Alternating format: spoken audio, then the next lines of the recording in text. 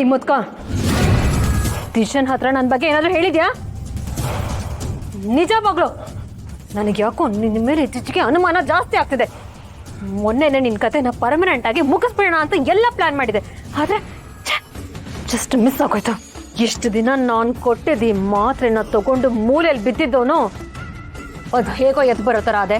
ಹಾಂ ಮಗಳು, ನಿಜ ಮಗಳು, ದಿಶಂಗೆ ನನ್ನ ಬಗ್ಗೆ ಏನು ಹೇಳಿದ್ಯಾ? ನಿಜ ಮಗಳು, ರಾಜಶೇಖರ್ ನಿಜ ಹೇಳ್ತೀಯೋ ಇಲ್ವೋ? ಹಾಂ ಹೇಳಿದ್ರೆ ಗೊತ್ತಾಗ್ತಿಲ್ಲ ನಿನಗೆ, ಉತ್ತರ ಕೊಡು.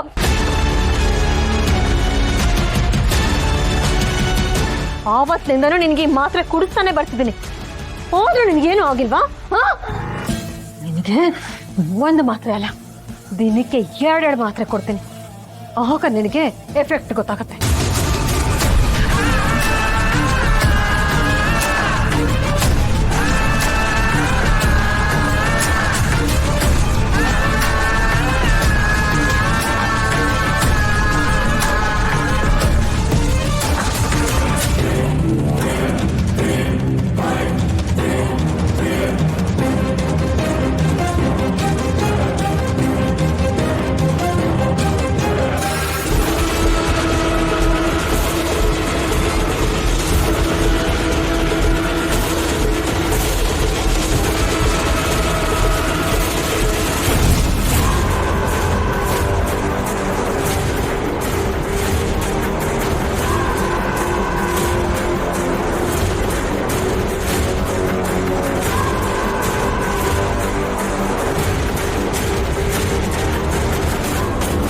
ಏನ್ ಮಾಡ್ತಿದ್ಯಾ ನೀನು?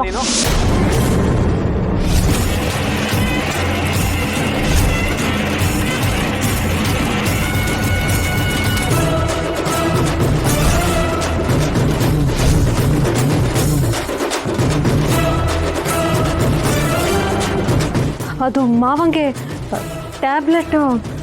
ಓ, ಅಪ್ಪ ಟ್ಯಾಬ್ಲೆಟ್ ಬೇಡ ಅಂತ ಹಠ ಮಾಡ್ತಿದಾರಾ? ಹೌದು, ಯಾವಾಗಲೂ ಹೀಗೆ ಬೇಡ ಬೇಡ ಅಂತ ಹಠ ಮಾಡ್ತಾರೆ. ನಾನೇ ಬಲವಂತವಾಗಿ ಟ್ಯಾಬ್ಲೆಟ್ ನುಂಗಿಸ್ಬೇಕಾಗತ್ತೆ ಅಲ್ವಾ ಮಾವ? ಇಲ್ಲಂತಿದ್ರೆ ಸರಿ. ಹುಷಾರು ಮಾವ, ಯಾಕೆ ಯಾವಾಗಲೂ ಹೀಗೆ ಹಠ ಮಾಡ್ತೀರಾ? ಅಪ್ಪ ಈಗ ಮಗು ಥರ ಆಗಿದ್ದಾರೆ. ನೀನು ಅವ್ರನ್ನ ಎಷ್ಟು ಚೆನ್ನಾಗಿ ಕೇರ್ ಮಾಡ್ತೀಯ ಅಂತ ಗೊತ್ತು. ಅವ್ರು ಎಷ್ಟೇ ಹಠ ಮಾಡಿದ್ರು ನೀನು ಸುಮ್ಮನೆ ಇರಬೇಡ. ಅವ್ರಿಗೇನೇನು ಕೊಡಬೇಕು ಅದೆಲ್ಲ ಕೊಡ್ತಾ ಇರ.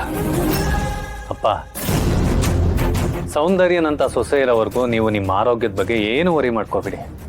ಇವಳಿದ್ದಾಳಲ್ಲ, ನಿಮ್ಮನ್ನು ತುಂಬ ಚೆನ್ನಾಗಿ ನೋಡ್ಕೊಳ್ತಾಳೆ.